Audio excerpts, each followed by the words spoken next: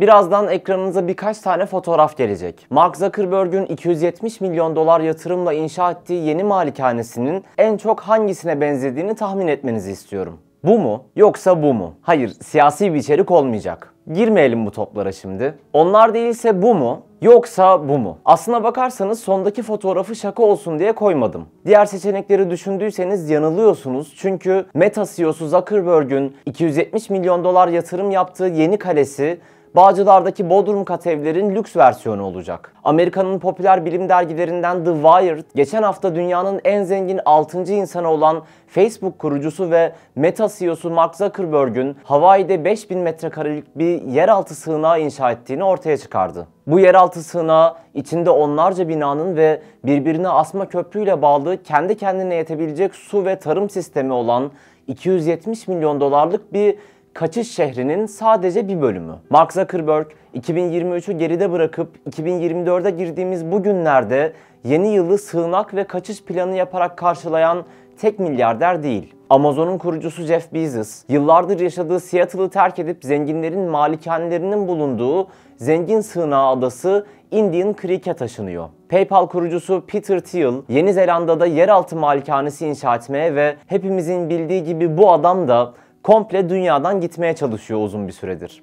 Onlar böyle yapınca da iddiaların ardı arkası kesilmiyor. İnsanlığın bilmediği yeni bir felaketi bildikleri için mi saklanmaya çalışıyorlar? Kapıyı çalan yeni salgın hastalıklar, nükleer savaş, toplumsal ayaklanmalar ve hepsinin bildiği o şey. Komplonun ana vatanına, propagandaya hoş geldiniz.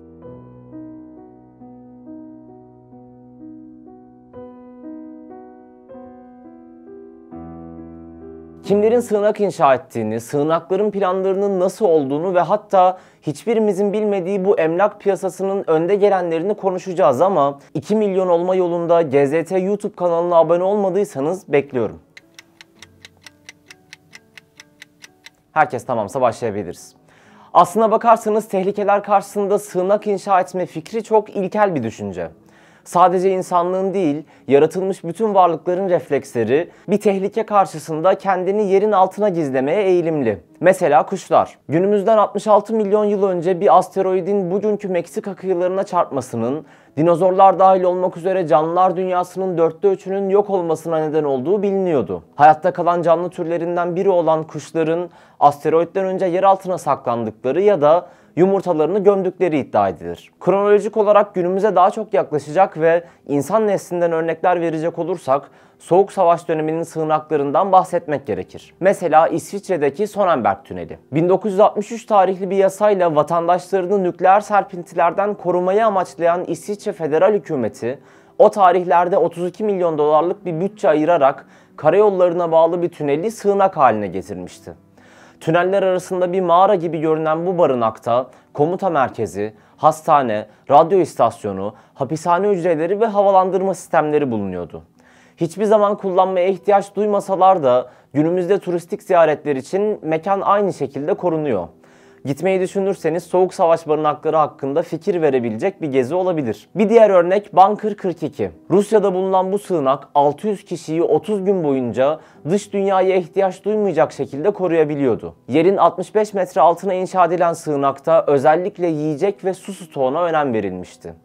2000 yılına kadar gizli tutulan bu sığınak 2017 yılında halka açıldı. Yine Soğuk Savaş güzergahında devam edecek olursak Letonya'da bulunan Ligatne Sovyet sığınağından bahsetmemek olmaz. Zamanında Letonya'nın seçkin komünistleri için inşa edilen bu sığınakta birkaç ay boyunca hayatta kalmaya yetecek kadar stok bulunuyordu. Bu sığınak da günümüzde müzeye çevrilmiş durumda. Bütün bu sığınak örnekleri çoğaltılabilir çünkü 1945'teki Trinity nükleer testi savaşla alakası olmayan ülkeleri bile sığınak gibi önlemler almaya itmişti. Peki günümüzün milyarderlerine ne oluyor da barınaklara koşuyorlar? Biraz da magazin. Geçtiğimiz günlerde ABD'nin önde gelen dergilerinden Wired, Mark Zuckerberg'ün Kauai adasındaki 200 milyon doların üzerinde değeri olan yeni ikametgahına ilişkin detaylı bir araştırma yayınladı. Hikayeleştirilmiş uzun bir anlatımı olduğu için araştırmayı sizin için özetlemeye çalıştım. İşte karşınızda modern zamanların en büyük kaçış şehri. 75 bin nüfuslu Kauai adası Zuckerberg'ün 2014 yılında ilgisini çekmişti ve sürpriz bir kararla 170 milyon dolar harcayarak adadan 283 dönüm arazi satın almıştı. Zuckerberg şimdi ailesi ve arkadaşları için bu adada son teknoloji bir şehir kurmanın büyük adımlarını atıyor. Bahsettiğim bu kocaman arazinin üzerine 12 konut inşa ediliyor. Bu binalarda 30 yatak odası ve 30 banyo olacak. Bu konutların içinde konferans odaları, ofisler ve büyük yemekhanelerin olduğu 2 ana bina etrafına inşa edilmesi planlanıyor. Bütün bu yapılara ek olarak arazideki büyük ağaçların üzerine 11 adet yuvarlak ağaç evi inşa ediliyor. Ağaç evler birbirine asma köprülerle bağlanıyor. Böylece bu evlerde yaşayanların Yüzüklerin Efendisi'ndeki orman elfleri gibi bir ağaç köyde yaşaması öngörülüyor. Arazinin bir diğer ucundaysa içinde spor salonları, havuzlar, tenis kortları olan bir spor hobi binası olacak. Aslında şimdiye kadar saydıklarımız dünyanın en zengin insanlarından birisinin olağan fantezileri gibi geliyor kulağa. Meta CEO'su Mark Zuckerberg'ü gündeme getiren kısım yerin üstüne inşa ettikleri değil, altına kurduğu devasa kıyamet sığınağı. Soğuk Savaş döneminin nükleer sığınaklarından farklı olarak burada stok ihtiyacı duyulmuyor. Çünkü gelişmiş teknolojinin başında oturan bu adam sığınakta kendi suyunu arıtabilecek, kendi bitkilerini yetiştirebilecek ve havayı sürekli temiz tutacak bir ekosistemi yerin altına devasa alana kuruyor. Aslına bakarsanız Zuckerberg'ün sığınağı hakkındaki bilgiler çok kısıtlı. Nöbet tutan bekçiler sosyal medyada bir selfie paylaştığında dahi işten atılıyor. Araziyi sadece uzun bir duvar değil, her noktaya konulan güvenlik kameraları da koruyor. Aslına bakarsanız yaptıkları üzerine konuştuğumuz bu Wired dergisinin raporu 2 kaynaktan besleniyor. Amerikalı medya teorisyeni Douglas Rushkoff ve Kauai Adası sakinleri. Teorisyene en son geleceğiz çünkü sadece Zuckerberg'ü değil, Jeff Bezos, Elon Musk, PayPal kurucusu Peter Thiel, Donald Trump'ın kızı Ivanka Trump gibi birçok ünlü isme işaret ediyor Douglas Rushkoff. Sığınak inşa ettiği Kauai Adası'nın yerlileri Zuckerberg hakkında çok da iyi konuşmuyorlar çünkü beyaz adam yine gittiği yerin düzenini bozmuş. Zuckerberg araziyi satın alır almaz 75 bin kişinin yaşadığı Kauai Adası'nda farklı sıkıntılar yaşadı. İlk çatışmayı 283 dönüm arazisinin etrafına inşa ettiği büyük bir taş duvarla okyanus manzarasını kapadığı komşularıyla yaşadı. İkinci çatışmada ise doğrudan Hawaii geleneklerini karşısına aldı. Beyaz tüccarların özel mülkiyet rejimini dayatmasıyla birlikte her ne kadar Hawaii kendine has mülkiyet geleneklerini geride bıraksa da hala adada Kuleana toprakları denilen özel bir toprak rejimi uygulanıyor. Hawaiililer miras yoluyla çok rahat bir şekilde atalarının özel mülklerinde pay sahibi olabiliyor. Resmi bir bildirime gerek kalmadan hak sahipliği nesilden nesile aktarılıyor. Bu arazilere ulaşmak, bu arazilerden faydalanmak için komşu arazilerde geçiş hakkına sahip olabiliyor. Zuckerberg de en büyük pay sahiplerinin haklarını satın alarak elde ettiği 283 dönümde mülkiyet ve geçiş hakkına sahip küçük payları satın almak için tespit ve satış davaları açtı. Önce pay sahiplerini tespit edip ardından mahkeme kararıyla payları zorla satın almaya çalıştı. Hawaiililerden gelen sömürgecilik tepkileri üzerine özür dileyerek davaları geri çekse de sonrasında yerel firmalarla ve iş insanlarıyla anlaşarak aracılar vesilesiyle bu payları teker teker toplamaya başladı. Tepkileri dindirmek için eşiyle birlikte Kauai yerlilerine yüklü miktarda bağışlarda bulunan Zuckerberg adadaki sicilini halen temizlemiş değil. Sırf bu gerginliklerden ötürü Zuckerberg'ün sır gibi sakladığı sığınak projesi hakkında ne görürlerse The Guardian, Wired, Business Insider gibi kaynaklara ücreti mukabilinde konuşuyorlar. Gelelim bizim teorisyene, Douglas Rushkoff. Medya teorisyeninin iddialarına göre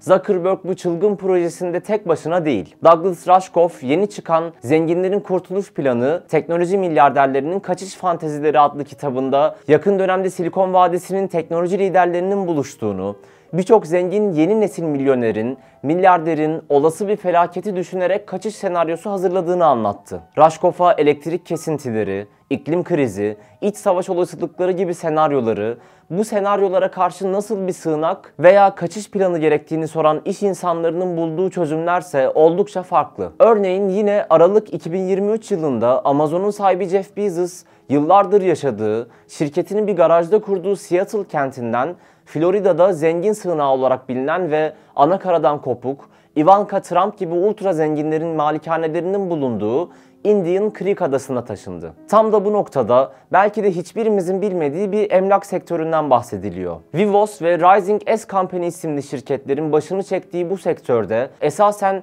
lüks yeraltı yapıları inşa edilip satılıyor. Müşterilerin zevklerine göre sığınaklar inşa eden bu firmalar dünyanın farklı bölgelerinde hizmet verirken çalışmalarını büyük ölçüde gizli tutmaya özen gösteriyorlar. İsmini zikrettiğimiz ve hatta sayamadığımız birçok isim bu şirketlerle anlaşarak akıl almaz paralar karşılığında belirli bölgelerden barınak satın alıyor ya da sığınak sitelerinden yer tutuyor. Şimdi gelelim zurnanın zart dediği yere. Bu adamlar niye devasa yatırımlar yaparak sığınaklara sahip olmaya çalışıyorlar? Amerikalı milyarderler bir zombi salgınından veya uzaylı istilasından korktuğu için değil veya Covid aşıları insanları maymuna dönüştüreceği için kaçış planları yapmıyorlar. Ellerinde bulundurdukları kişisel veriler dünyanın gidişatı hakkında kendilerine net bir resim sunuyor. Şahsi katkı paylarının da olduğu bu çöküşü büyük ihtimalle en iyi onlar görüyor. İkinci Dünya Savaşı'ndan sonra kurulan dünya düzeni 2023 senesi gibi geride kalıyor, el birliğiyle paramparça ediliyor. Rusya'nın işgali karşısında Batı'nın siyasi ve askeri desteğine rağmen Ukrayna 2023 yılında önemli bir kazanım elde edemedi. Evet, Putin amacına ulaşamadı. Bir günde Kiev'in düşmesini beklerken Ukrayna direndi. Fakat Ukrayna'nın karşı atağı başarılı değil. Ukrayna ordusu askeri desteği toprak kazanımına dönüştüremiyor. Batı'nın beklentisinin aksine Rus ekonomisi çökmedi. Putin hala koltuğunda, halk Kremlin kapılarına dayanmadı. Üstüne üstlük İsrail'in Gazze'yi kolektif sorumluluk gibi Orta Çağ'dan kalan ilkelere dayanarak kendince cezalandırmasına, büyük bir sivil katliama imza atmasına koşulsuz destek veren Batı, Rusya karşısında ileri sürdüğü her türlü uluslararası hukuk kuralını İsrail uğruna buruşturup bir kenara attı. Uluslararası hukuk sadece Putin'in tanklarıyla değil, Biden ve batılı liderlerin İsrail'e yolladığı askeri destekle de lime edildi. Bakın bu anlattıklarım ve daha fazlası sadece geride bıraktığımız kısa süre içinde gerçekleşti. Bütün bunlar olduktan sonra yeni bir salgın hastalığa, nükleer savaşa, robot istilasına, kısacası başka felaketlere ihtiyacımız yok. Parayı ve gücü elinde tutanlar sadece dünyanın değil, insanlığın da dengeleriyle oynadıklarının farkında. Bu sebeple komplovari şeylerden korktukları için değil, insanlığın büyük tepkilerinden ve kendilerinin hedef tahtasına oturtulmasından çekindikleri için yer yarılmadan içine girelim telaşına kapıldılar. Bütün bunları ben söylemiyorum aslında. Business Insider, Guardian, NSS Magazine, The Wired, Datakonomi gibi muteber haber kaynaklarından derledim bu videoyu. Özellikle kendi yorumumu katmamaya çalıştım ama artık videonun sonuna gelirken bir şeyden bahsetmek istiyorum. Bazen etrafımıza ya da aynada kendimize baktığımızda eski neşemizin, yaşama hevesimizin kalmadığını görüyoruz değil mi? Dünya sadece ayaklarımızın altından kaymıyor. Aynı zamanda başımıza yıkılıyor gibi. Bahsettikleri büyük felaketler yaşanacaksa kaçıp How I Met Your Mother izleyebileceğimiz ve hiçbir şeyi umursayamayacağımız sığınaklarımız da yok. Yani en azından benim yok. Bu nedenle dünyadan uzak bir yer hayali kurmayıp bulduğumuz ilk ağacın serinliğinde düşünmemiz gerekiyor. Şahit olduğumuz olayların ne anlama geldiğini ve yarın nasıl etkilediğini düşünüp vicdanımızın sesini dinleyerek harekete geçmemiz gerekiyor. Yoksa Gazze'yi, Doğu Türkistan'ı geçtim, Hawaii'yi bile yok eden o kör hırs hepimize dokunacak. O zaman hiç kimse benim sorunum değil diyemeyecek. Zarifoğlu'nun dediği gibi, eller dizlere vur kalk. Ebubekir Yılmaz Türk, propaganda bitti. Birazdan ekranınıza birkaç tane fotoğraf gelecek. Mark Zuckerberg'ün 270 milyon dolar yatırımla inşa ettiği yeni malikanesinin en çok hangisine benzediğini tahmin etmenizi istiyorum.